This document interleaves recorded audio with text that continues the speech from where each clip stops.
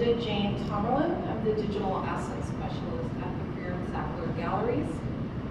Maybe you're considering putting your collection online, and you're concerned about the rights that go along with that. So I'm here to speak briefly about the steps that the Freer Sackler went through to put our collection online.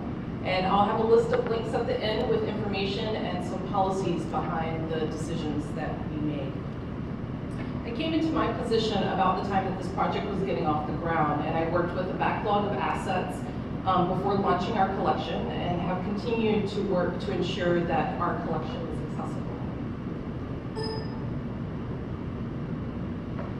Just a little information about the galleries. The Freer and Sackler Galleries are the Smithsonian's Asian art museums located on the National Mall in Washington, D.C. The two galleries are physically connected and home to some of the world's most important Asian art holdings. In January of 2015, the Freer Sackler completely digitized the collection of the galleries and the Freer Study Collection, and thereby launching OpenFS, making more than 40,000 works available for download at the highest possible resolution for non-commercial use. OpenFS is one of the largest digital initiatives for us to date, and it joins other recent projects designed to increase global accessibility. So why did we finally put our collection online? There were a few key moments leading up to this. In 2013, the Obama administration released a policy memorandum stating that citizens should have access to the result of research their tax dollars have paid for. The Freer Sackler was one of 3 museums named in the U.S. Open Data Action Plan. Cooper Hewitt and the Smithsonian American Art Museum were the other 2. Following that, the then Secretary of the Smithsonian put an e-book out addressing the needs to, quote, prepare ourselves for reaching a generation of digital natives who bring a huge appetite and aptitude for the digital world. So in 2014, we prepared to digitize the entire collection. And within a year's time, OpenFS was launched, becoming the first Smithsonian museum to digitize their collection. So how did we actually digitize the collection? OpenFS is the result of a massive staff effort to photograph, create digital records for every object. This required at least 6,000 staff hours in 2014 alone, and resulted,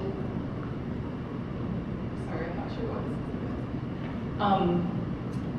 It required at least 6,000 staff hours in 2014 alone, and resulted in more than 10 terabytes of data.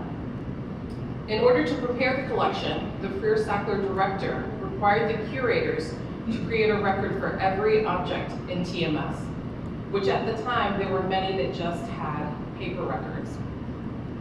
Then the entire collection was surveyed, and copyright was researched and assigned to each TMS record. Shot lists were compiled based on size and material, etc., for each image. And the photography staff worked with object handlers to have a steady rotation of objects in and out of the studio. Files were tagged and adjusted into our DAMs, and the TMS records were linked to DAMs via a CDIS. So every object has a record, and every record has an image. The images and metadata that served out are object specific, meaning that the size of the image that's delivered out is based on the copyright restriction that was already put into the object TMS record. So looking at your copyright before putting your objects online is essential. Like all Smithsonian museums, online content is subject to institution-wide terms of use. These terms are not created at an individual museum level. They're actually created as part of a Smithsonian-wide policy. These terms allow for personal, educational, and non-commercial uses, as suggested by fair use under the U.S. copyright law. We examine the rights information of every object and mark them appropriately in TMS by reviewing deeds of gifts, reaching out to living artists, and researching orphaned works.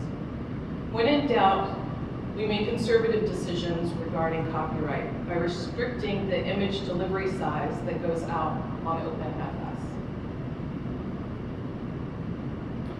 Once you're done, you're not done though. Putting the collection online and available for non-commercial use is just the tip of the iceberg. Some museums are creating a path to Creative Commons Zero, and we're exploring making our objects 360 views, 3D models, videos, and other projects accessible online. And the future is quite overwhelming, but it's exciting and inspiring to see what's next.